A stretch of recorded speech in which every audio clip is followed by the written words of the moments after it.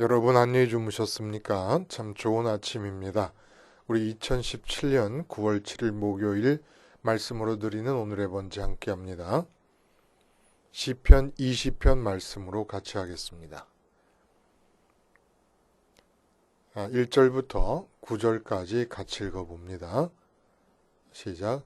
환난 날에 여호와께서 네게 응답하시고 야곱의 하나님의 이름이 너를 높이 드시며 성소에서 너를 도와주시고 시온에서 너를 붙드시며 네 모든 소재를 기억하시며 네 번제를 받아주시기를 원하노라.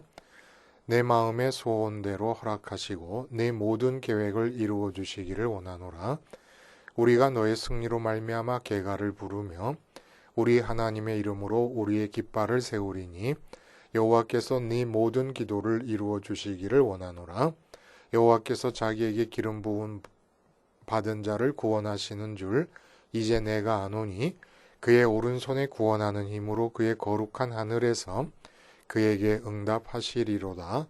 어떤 사람은 병거 어떤 사람은 말을 의지하나 우리는 여호와 우리 하나님의 이름을 자랑하리로다. 그들은 비틀거리며 엎드러지고 우리는 일어나 바로 서도다. 여호와여 왕을 구원하소서. 우리가 부를 때에 우리에게 응답하소서.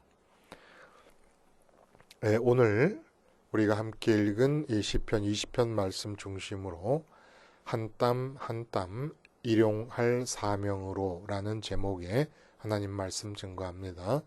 한 땀 한 땀 일용할 사명으로. 일용할 양식이라는 말씀은 우리가 자주 사용합니다. 그런데 일용할 사명으로 라고 하는 말은 잘 사용을 하진 않습니다만은 일용할 양식이 하루 동안 먹을 양식이라고 한다면 일용할 사명은 하루 동안 행할 사명이라고 할 수가 있습니다. 그리고 사명은 일용할 사명으로서만 실천되어질 수가 있습니다.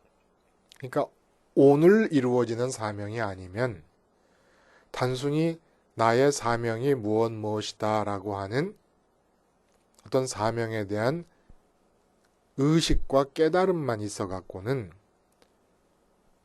그것이 사명으로서 실천될 수가 없다는 거예요. 일용할 사명으로서만 실천이 될 수 있다. 요즘 우리 대한민국 사회를 보면서 우려스러운 점이 바로 그겁니다. 사명이 사라졌어요. 사명의 문화가 배경이 된 그런 삶은 어떤 삶이냐? 거기에는 패자가 없습니다. 사명으로 사는 삶에는 모든 사람이 각자가 다 승자가 될 수 있습니다. 근데 지금 우리 사회는 사명의 문화가 지배하지를 않고 경쟁의 문화가 지배를 합니다. 예를 들어서 부산에서 그리고 제가 살고 있는 강릉에서 그 여중생 폭행 사건이 발생을 했어요. 한 여자 중학생 아이를 피범벅이 되게 구타를 하고는 심지어는 문자를 보내면서 피냄새가 좋다라고 하는 그런 내용의 문자까지도 아이들이 보내고 있습니다. 왜 그래요? 그 한 아이를 피범벅이 되도록 만들어 놓고는 거기에서 경쟁적 우월감과 승자의 쾌감을 느끼는 겁니다. 그 아이가 그 아이만의 가치 있는 사명을 수행해야 될 책임적 존재라는 사람의 가치를 우리 아이들이, 우리 애들이, 우리 자녀들이 전혀 모르고 크고 있다는 거예요. 경쟁에서 이겨야 된다고 하는 강박관념이 그렇게 자기 힘만으로는 할 수 없는, 힘이 약해서라기보다는 의식적으로도 분위기상으로도 내 혼자 어떤 여자애를 그렇게 피범벅이 되도록 때릴 수는 없지 않습니까? 그런데 여러 명이 모여서 그렇게 함으로써 그 한 아이에 대해서 개별적으로 승자다라고 하는 쾌감을 느끼고 있기 때문이라는 거예요. 경쟁 사회에서는 인간이 수단이 되어버리고 도구가 되어버려요. 나의 승리감, 승자의식을 고취시키기 위한 수단에 불과한 존재가 되어버립니다. 이 보통 문제가 아니라는 거예요. 그래서 새 정부가 들어서서 여러 가지 복지 정책이라든지 서민이 사람답게 살 수 있는 어떤 기본 조건을 갖추기 위한 정책을 수립하려고 애를 쓰고 있습니다만은 이게 정책 갖고 되는 일이 아니에요. 철학이 공유돼야 됩니다. 국민들 한 사람 한 사람에게 있어서 가치관과 철학이 공유되지 않으면 안 돼요. 왜 나보다 학력이 떨어진 저 사람이 사람답게 살아야 될 이유가 있는 것이냐? 그 사람의 가치를 어디서 찾아야 되는 것이냐? 예수님께서 세리와 창녀들과 그리고 버려진 여인들을 끄집어 올리시면서 당신이 목숨 바쳐 이루시는 복음의 1등 수혜자로 순위 제로인 그런 수혜자로 만드신 이유가 어디에 있는가? 인간의 마음은 아무리 학력이 모자라고 못생기고 부족해 보여도 그 사람의 마음이 하나님을 모셔드릴 수 있는 하나님 사이즈로 만들어진 마음을 갖고 있다는데 그 가치가 있는 겁니다. 근데 이런 가치관이 없이 지금은 완전히 세상이 경쟁 문화가 지배하고 있다는 것이에요. 근데 오늘 본문을 보니까 다윗이 선민으로서 왕으로서 하나님의 사명자로서 하루하루를 살아갈 때 어떻게 일용할 사명을 실천하는가라는 모습을 우리 앞에 보여주고 있다는 겁니다. 사명만이 나를 승자가 되게 하고 내 이웃을 또한 승자로 만나게 하고 진정한 행복의 흐름을 제공할 수가 있다는 거예요. 우리의 진정한 행복은 하늘에 계신 하나님으로서 주어지는 겁니다. 진정한 만족과 기쁨도. 근데 이 하늘의 하나님으로 주어지는 만족과 기쁨은 흐름을 형성하지 않으면 소멸되어 버리고 맙니다. 그래서 이 땅에서 함께 만나는 사람들에 대한 사명감의 터널을 통하여, 사명감의 수로를 통하여 하늘로 인해 채워진 내 마음의 기쁨이 흐름을 제공받지 못하면 그냥 소멸돼 버리고 만다는 거예요. 그리고 나중에는 하나님으로 기뻐한다는 것도 사명으로 이어지지 않으면 그냥 하나의 율법이 되어버리고 맙니다. 실제로 그런 일이 일어나지도 않는 문자적 규칙이 되어버리고 원리가 되어버리고 맙니다. 그래서 오늘 본문을 통해서 일용할 사명을 수행해 가면서 한 땀 한 땀 우리의 인생을 채워가는 다윗의 모습을 배웁니다. 그래서 우리도 사명자로서 태어나서 일용할 사명을 수행하면서 그래서 내 인생의 한 땀 한 땀을 사명으로 채워가는 그런 사람들로 살아가야 되겠다라는 결심을 한번 해봅니다. 먼저 이 시가 특징적인 것은 다윗이 지은 시예요. 다윗이 지은 시인데 여러분 우리가 함께 읽었으니까 아시겠습니다마는 왕을 향하여 너라고 얘기를 합니다. 그러니까 이런 거예요. 지금 전쟁을 앞두고 있습니다. 이게 이제 학자들에 의하면 그 사무엘 하 10장인가에 나오는 이 아람과의 전쟁을 배경으로 하고 있는 것이다. 그러니까 아람과의 전쟁을 앞에 두고 전쟁에 나가기 전에 하나님께 제사를 드리면서 다윗이 지은 시다라는 거예요. 근데 다윗이 지은 시인데 왕을 향하여 너라고 부르게 됩니다. 그러니까 자기 자신을 제3자로 객관화 시켜버립니다. 이게 사명자의 근본 태도라는 거예요. 그래서 다윗이 백성과 함께 왕인 자기를 바라보면서 이 시의 기도와 노래를 부르고 있는 거예요. 그러니까 전쟁을 왕으로서 왕 위에 앉아서 나라를 다스리고 있다가 전쟁을 해야 되는 일이 상황이 벌어지니까 그걸 내 일로 내가 전쟁을 해야 되는구나 라고 생각을 하고 전쟁에서 승리를 해야 되겠기에 하나님께 기도를 드리는 것이 아니라 승리를 간구하는 내용이 아니라 자기를 제3자로 객관화시켜버립니다. 왕의 위치에 있고 신분에 있는 자기를 제3자로 객관화시켜서 본다는 거예요. 이게 뭘 의미하는 거겠습니까? 근본적으로 다윗은 왕 위에 있으면서 행하는 모든 행위를 자기의 일로 생각한 적이 없고 자기는 지금 전쟁을 해야 되는 상황이 됐다 그러면 전쟁을 해야 되는 상황으로 보내어진 자라고 하는 의식을 갖고 있었다는 얘기예요. 왕위에 있다가 나라를 다스리다가 이런저런 일들을 하고 있다가 어저께까지는 국내의 건설부의 일을 염두에 두고 같이 건설부 장관과 함께 논의하고 있다가 오늘은 아람과의 전쟁이 있으니까 국방부 장관과 동원해서 이 일을 어떻게 처리할까 하는 그런 내일로 생각하고 하는 것이 아니라 전쟁을 앞두고 있는 상황으로 나는 보내어졌다라고 보는 것입니다. 그래서 이게 내 일이 아니다라고 해서 왕의 자리로부터 다윗의 마음이 빠져나가 버린 겁니다. 그리고 왕의 자리에 남아있는 자기 몸을 바라보면서 지금 노래를 부르고 있는 거예요. 자기를 객관화시켜버렸습니다. 제3자로. 이게 사명자의 기본적인 마음가짐이라는 겁니다. 그러니까 사명은 전쟁을 앞두고 있는 것뿐만이 아니에요. 남편이 아내를 앞두고 있을 때 오늘 본문에 기름 부음이란 말이 나오지 않습니까? 기름 부음이라고 하는 뜻은 하나님께서 구별하여 사용하신다는 거예요.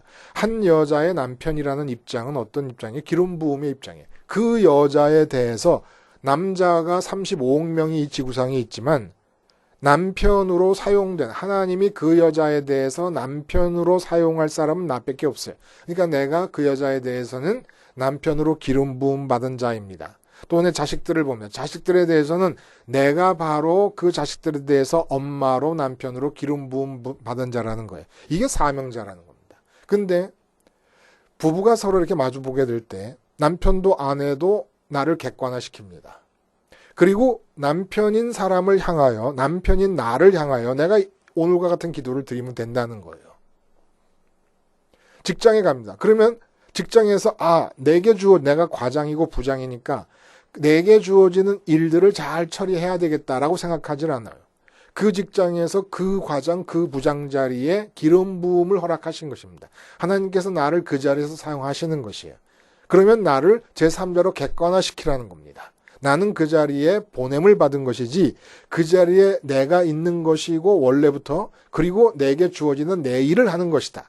내 일을 함에 있어서 하나님께 기도를 함으로 하나님이 도와주심으로 좋은 성과를 내야지 이게 아니라는 거예요. 그게 내가 빠져나간 상태에서 저 태승철이라는 과장이 저 자리에 보내졌구나라고 생각하라는 겁니다. 이게 기본 마인드야. 이런 기본 마인드로부터 출발해서 일용할 사명을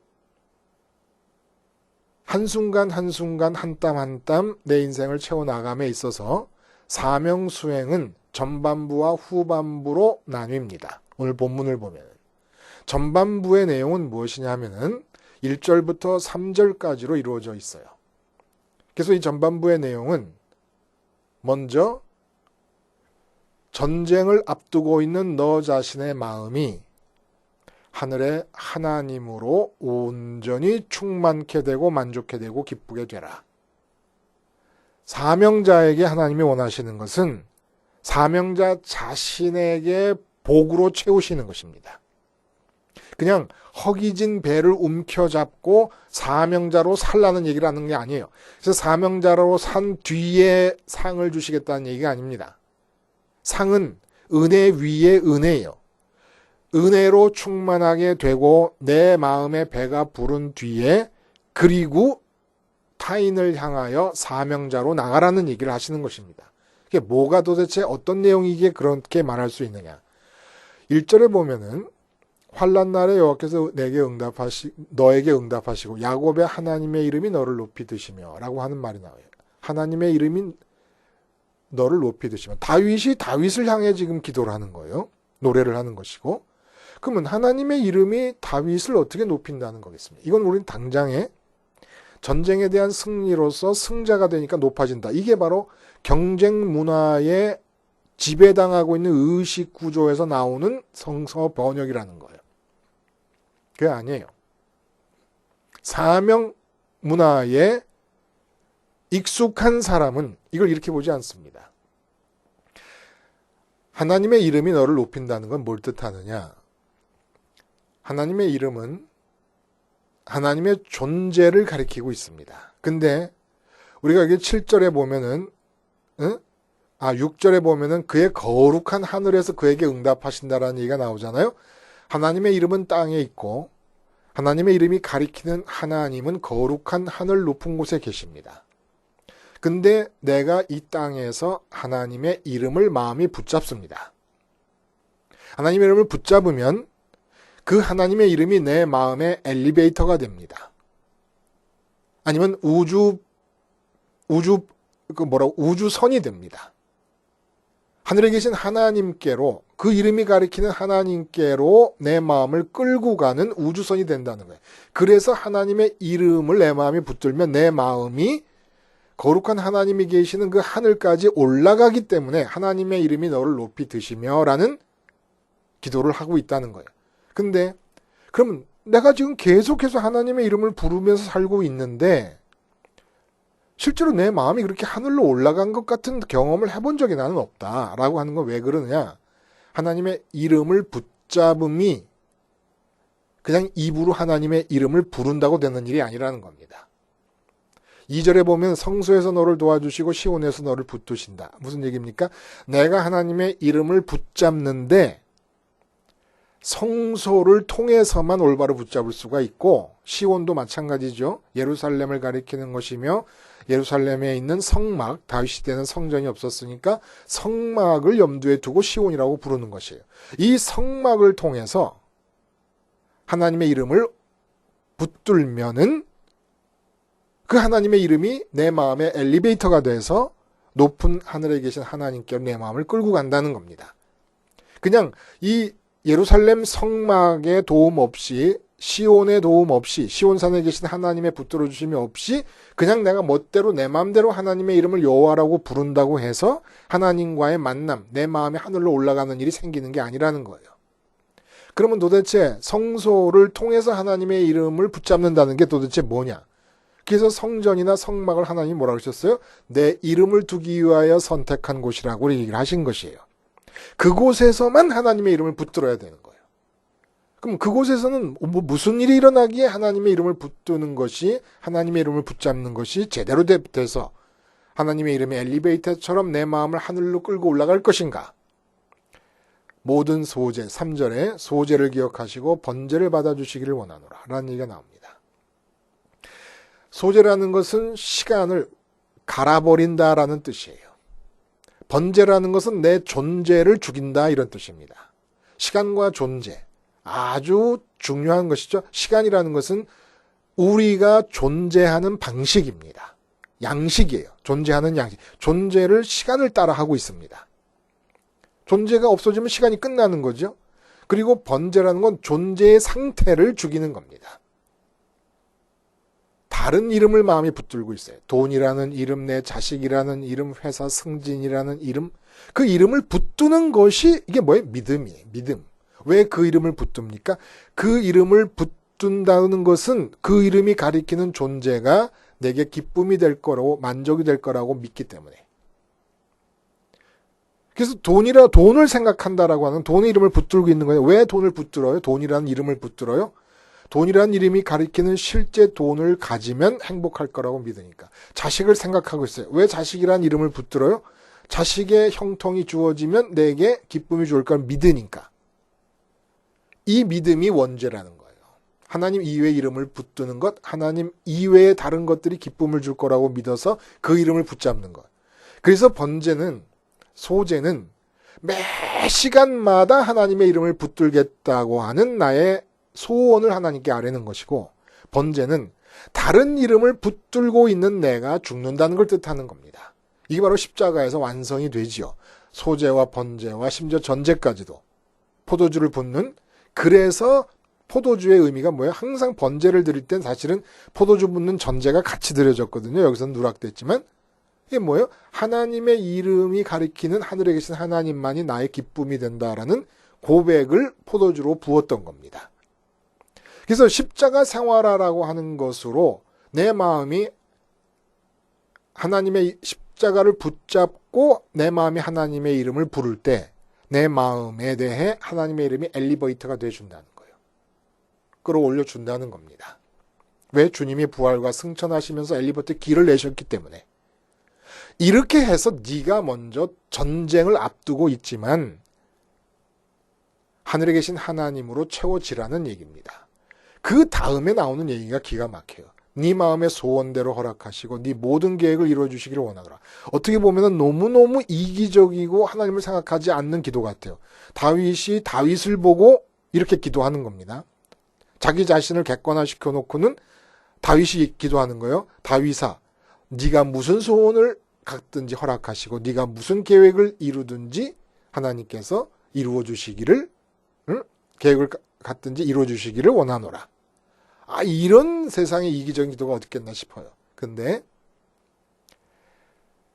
하나님의 이름을 십자가를 통하여 소제와 번제와 전제의 이 제사 의식을 통하여 올바르게 붙잡은 자, 다른 이름을 붙잡고 기쁠 수 있다고 믿었던 나를 죽여버리고 소제로 갈듯이 모든 시간 모든 순간에 하나님의 이름만을 부르겠다고 결심하고 포도주 전제를 붓듯이 하나님만으로 기쁠 것이라는 것을 고백하고 믿으면서 내가 죽었음을 고백하는 그런 사람이 하늘로 진짜 채워질 때 나타나는 일은 이 땅을 향하여 갖는 모든 소원이 하나님의 뜻이 됩니다. 모든 계획이 하나님의 뜻. 왜냐하면 마음이 채워진 자는 이 세상에서 누구를 만나도 마음이 채워진 남편이 아내 앞에 섭니다. 마음이 채워진 다윗 왕이 전쟁을 앞둘 때 이 사람에게 전쟁의 승리는 기쁨이 아니에요. 이미 하나님으로 마음이 채워지고 있기 때문에. 그럼 이제부터 전쟁을 향해서 갔고 또 하나님으로 채워진 남편이 아내를 맞이할 때, 아내와 만나서 대화할 때 이제 이 아내는 남편에게 기쁨의 이유가 되지 않아요. 단지 아내는 무엇입니까? 하나님 때문에 생긴 기쁨이 흘러가는, 남편에게 주어진 하늘의 기쁨이 흘러가는 통로가 되는 것입니다. 그래서 하늘의 기쁨이 전달되는 대상이지 그 아내로부터 기쁨을 얻을 수 있는 대상이 아닌 거예요. 전쟁터도 마찬가지. 거기서 승리함으로써 내가 기쁜 것이 아니라 결국은 승리하면서 어떻게 돼요? 5절에 보면은 우리가 너의 승리로 다윗이 다윗을 보고 얘기하는 거예요. 다윗 네가 승리함으로 우리가 개가를 부르는데 승리의 개가의 핵심적 내용은 뭐냐? 우리 하나님의 이름으로 우리 깃발을 세우는 것이다. 다시 말해서 어제 얘기한 대로 하나님에게 스포트라이트가 주어지게 되는 것이다. 왜냐? 다른 모든 이 세상의 군대들은 병거를 자랑하고 7절에 말을 의지하며 말이 많다고 자랑했지만 우리는 오직 여호와 우리 하나님의 이름만을 자랑하면서 승리를 했기에 하나님께서 이 승리를 이루셨기에 우리에게 패배한 모든 사람에게 하나님이 스포트라이트를 받게 되신다. 이게 사명이라는 거예요. 응? 그러니까 내가 이제 자식들을 대한다 그러면 보통 우리는 자식을 통해서 내 마음이 어떻게 채워질 건가가 나도 모르는 사이에 의식적으로 작동을 해요. 내가 아무리 자식을 사랑한다 그래도 내 마음이 비어있는 상태에서 자식을 만나면 사람은 어쩔 수 없이 모든 언어가 아무리 자식을 위한 것이라고 100번 1000번 말을 하고 가슴을 치며 말을 해도 비어있는 내 마음을 채우기 위한 것일 수밖에 없게 됩니다. 아무리 빈민한 나라에 가서 굶어 죽는 아이들을 돕고 해도 내 마음이 하늘로 채워지지 않은 상태에서 하게 되면 나를 위한 것이 될 수밖에 없어요. 근데 하늘로 채워진 사람이 자녀를 만나야 아버지 되고 어머니 됨이 사명이 됩니다. 그러니까 사명의 전반부는 항상 자식을 만난다 그래. 자식을 내가 만나야 될 거면 그냥 자식을 만나지 마요. 사명의 전반부를 채워야 아버지로서 엄마로서의 사명을 수행할 수 있습니다. 또 자식이라 그러면 부모님을 만날 때 사명의 전반부를 온전히 수행해야 후반부로서 부모님에 대한 사명을 수행해 나갈 수가 있다는 거예요. 우리 사명이 뭐예요? 자식을 만난다 그러면 먼저 내 마음이 하나님의 이름을 십자가의 번제와 소제와 전제의 의미를 담고 있는 그 십자가를 붙잡음으로써 하나님의 이름을 붙잡습니다. 십자가를 통해 하나님의 이름을 붙잡는 거예요. 십자가에 죽으신 예수님의 아버지이신 하나님이시니까. 그렇게 될 때, 그렇게 하나님을 붙잡을 때, 그래서 이 세상에 다른 이름을 붙잡고 있는 내가 죽고 오직 기쁨은 하나님께만 있다는 전제의 의미를 고백하고, 그리고 매 순간 하나님만을 기억하겠노라고 하는 고백이 들어가 있는 십자가를 기억하면서 하나님의 이름을 붙잡을 때 내 마음은 하늘로 이끌려져 갑니다. 내가 올라가는 게 아니라 이끌려져 갑니다. 그리고 그 이끌려간 증거가 마음의 충만함이요, 기쁨이요, 만족함입니다. 이게 전반부예요. 이 전반부가 이루어지지 않고 있으면 자녀를 만나지 마세요. 아내와 남편을 만나지 마세요. 이게 전반부가 안 이루어지고 만나니까 사랑한다고는 하지만 다 자기를 위해서 기쁨이 돼달라고 요구하니 무슨 수로 하나님 사이즈로 만들어진 내 마음을 자식이 채울 수 있으며 아내가 남편이 채울 수 있으며 직장의 승진이 채울 수가 있겠고 돈이 채울 수가 있겠습니까? 하나님 사이즈로 만들어졌는데. 돈도 우리 때문에 많이 하는 거예요. 응? 돈 보고 자꾸 나를 채워달라고 만족하게 해달라고 그러니까 돈이 무슨 수로 나를 만족하게 해줄 수가 있겠습니까? 그렇게 한 다음에라야 그 다음에 나타나는 후반부의 사명이 뭡니까? 내 안에 가득 찬 하나님이 내가 만나는 남편과 아내에게, 내가 만나는 자녀에게, 내가 만나는 직장 동료에게, 내가 만나는 사건들에서 포함된 사람들에게 하나님의 조명이 되어드리는 거예요. 내가. 우리가 음식을 먹으면 입에서 음식 냄새가 나지 않습니까? 하나님을 먹었으면 우리 존재로부터 하나님 냄새가 나야 되지 않겠습니까? 결국 우리 사명이 뭐예요? 후반부의 사명이 오늘 우리가 승리를 했는데 하나님의 이름의 깃발을 갖다 꽂는다. 패배한 모든 군인들 앞에서 하나님이 조명을 받고 스포트라이트를 받게 되는 것이 후반부의 사명이라는 겁니다. 그냥 장사를 한다. 그러면 손님이 왔어요. 손님이 오기 전에 손님을 통해서 만족하려고 하면 안 된다는 거예요. 그런 마음 상태로는 사명이 이루어지지 않는다는 거예요. 장사를 하기 전에 전쟁을 앞두고 지금 다윗이 이런 기도를 드리는 것과 마찬가지로 장사를 하기 앞서서 오늘 하루 종일 손님을 만나면서 물건을 팔 텐데 하나님 완전히 만족하게 해주세요. 그리고 내 사명은 손님 앞에서 손님이 짧게 만나는 그동안에 어떻게든지 조금이라도 김이라도 하나님을 느끼고 하나님이 스포트라이트를 받게 해주세요. 이게 사명이라는 거예요. 장사해서 돈 많이 버는 게 사명이 아니라. 그럼 나는 의사를 한다. 그러면 환자를 볼 때 내가 이 환자를 고치고 그러면 환자 고친 만큼 치료비가 내 수익으로 돌아오고, 아니면 또 어떤 훌륭한 의사들은 생명을 고친다. 아니라는 거예요. 신앙인의 사명은 신앙인으로서 의사의 사명은 거기 있는 게 아니라는 겁니다. 환자를 만나서 고치는 의료 행위를 하는 동안에 그 환자가 내게서 하나님을 느낄 수 있어야 돼요. 내가 하나님의 조명이 되어 드려야 돼요. 그 사람 마음속에 깜깜한 가운데 안 보이던 하나님이 희미하게라도 보여야 된다는 겁니다. 이게 사명이라는 거예요. 우리의 사명이. 내가 판사를 하고 의사를 하고 목사를 한다. 전부 다 사명은 전반부에서 하늘로 만족하고 난 뒤에는 후반부에서 내가 각종 직업에서 만나는 모든 사람들에게 하나님의 스포트라이트가 되어 드려야 된다는 겁니다. 어제 우리가 말씀드렸지만. 그래서 어제 말씀을 통해 하나님을 만난다 그러지 않았습니까? 그 말씀의 집약적인 성취가 십자가 사건 아닙니까? 십자가에서 죽으시고 부활하시고 승천하신 주님의 그 역사가 창세기부터 요한계시록 모든 말씀의 축약이요, 성취요, 완성 아닙니까? 그래서 문자로 되어진 성경 말씀을 끼고 다니지 않더라도 말씀을 통해 하나님을 만난다는 것은 말씀이 육신이 되어서 오신 예수님께서 말씀을 이루어내셨습니다. 십자가 사건과 부활과 승천으로. 그 말씀만 하면 구약 66권을 아주 통째로 실천하고 있는 것이 돼버린다는 거예요. 십자가 생활화가. 그래서 십자가를 통해서 하나님의 이름을 붙잡을 때 우리 마음에 사명의 전반부가 이루어지고 사명의 전반부가 이루어진 상태에서 나오는 계획과 소원과 간구는 그것이 다 하나님의 뜻이기 때문에. 왜냐하면 내가 여기서 세상에서 이루고 싶은 게 있어서 간구하는 게 아니지 않습니까? 그래서 사명의 후반부가 이루어질 수 있다는 것을 오늘 다윗이 우리에게 보여주고 있는 것입니다. 기도하시겠습니다. 하나님 아버지, 제3자로 내가 처한 모든 위치에서 나를 볼 수 있는 사명자가 되게 하시고 사명의 전반부를 이룸으로써 신바람 나서 사명의 후반부를 통해 하나님의 조명이 되는 사명자로 살게 해 주시옵소서. 예수님의 이름으로 기도하옵나이다. 아멘.